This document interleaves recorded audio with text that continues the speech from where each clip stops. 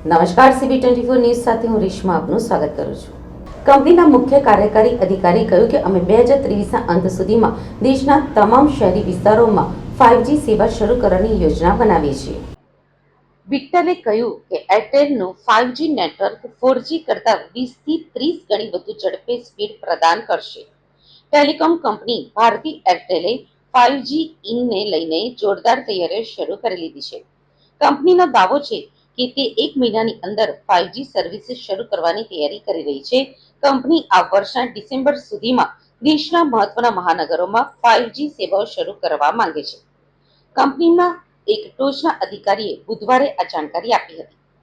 ગ્રાહકોને સંદેશ આપતા કંપનીના મુખ્ય કાર્યકારી અધિકારી ગોપાલ વિટ્ટલે કહ્યું કે અમે 2023ના અંત સુધીમાં દેશના તમામ શહેરી વિસ્તારોમાં 5G સેવા શરૂ કરવાની યોજના બનાવી છે.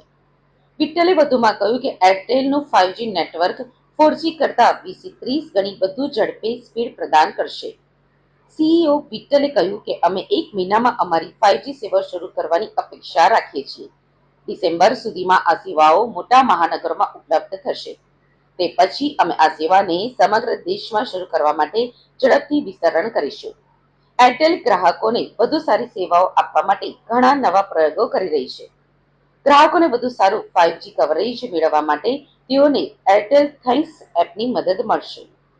हम लोग अभी जो 4G नेटवर्क का हम लोग अपना पूरा एक्सपेंशन कर रहे हैं, जिसमें न केवल हम अपने टावर को एक्सपेंड कर रहे हैं बल्कि एक यूएसओ फंडेड प्रोजेक्ट भी है जिसमें कि 4G सैचुरेशन प्रोजेक्ट हम लॉन्च कर रहे हैं. सैचुरेशन यानी कि हर आखिरी व्यक्ति तक 4G का नेटवर्क पहुंचे.